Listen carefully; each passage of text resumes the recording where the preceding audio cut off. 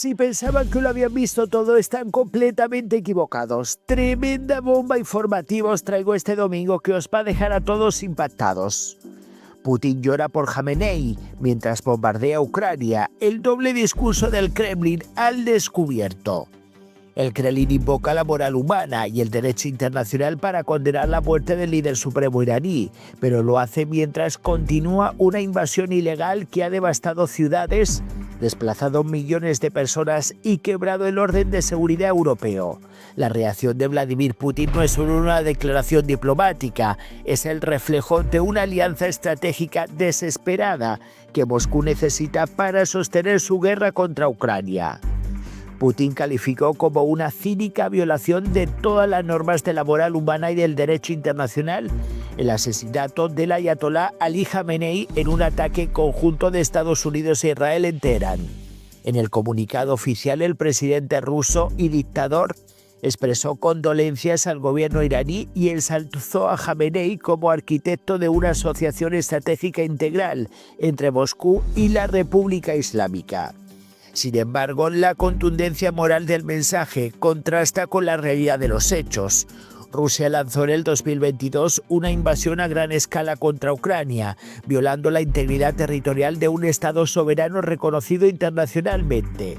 Desde entonces, el ejército ruso ha atacado infraestructuras energéticas, centros urbanos y nodos logísticos clave, en una campaña sistemática que ha generado miles de víctimas civiles y una crisis humanitaria prolongada.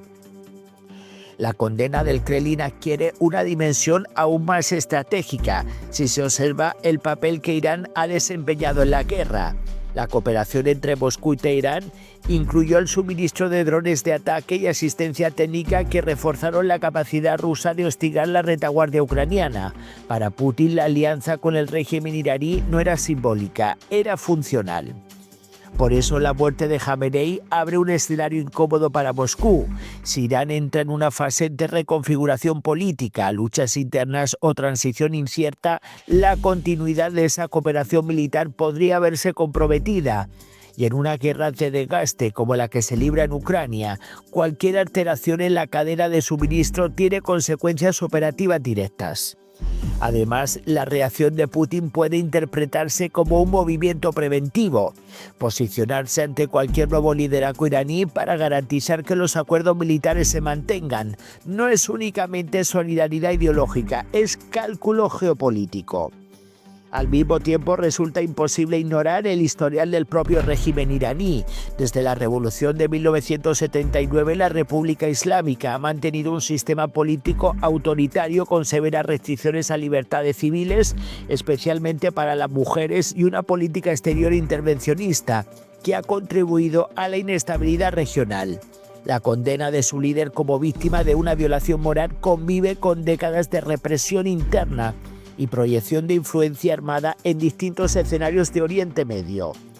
En este contexto, la escena internacional muestra una paradoja: gobiernos que condenan selectivamente muertes y agresiones mientras mantienen o justifican otras. El discurso de la legalidad internacional se invoca según conveniencia estratégica.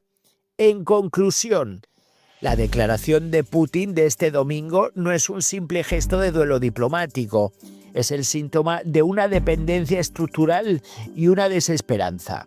Rusia necesita aliados que le proporcionen recursos militares y respaldo político frente a su aislamiento creciente. Irán era, y quizás sigue siendo, una pieza clave en ese engranaje. Pero el contraste es evidente. El Kremlin denuncia violaciones de derecho internacional mientras mantiene una guerra que ha redefinido la seguridad europea por la fuerza. Y el régimen iraní es presentado como víctima moral mientras arrastra un historial de represión y confrontación regional. Si la crisis en Teherán debilita la cooperación militar con Moscú, el impacto puede sentirse directamente en el frente ucraniano. Cada fractura en el eje que une a Rusia e Irán reduce el margen operativo del Kremlin. Y en un conflicto prolongado, esa reducción puede marcar la diferencia en el campo de batalla en su invasión contra Ucrania. En definitiva, más allá de la retórica, lo que está en juego no es solo una condena diplomática, es la sostenibilidad de una guerra y la credibilidad de quienes invocan principios que ellos mismos han quebrantado. Sobran las palabras. Muchísimas gracias, voy a leer vuestros comentarios, dejen sus likes y nos vemos en el próximo vídeo.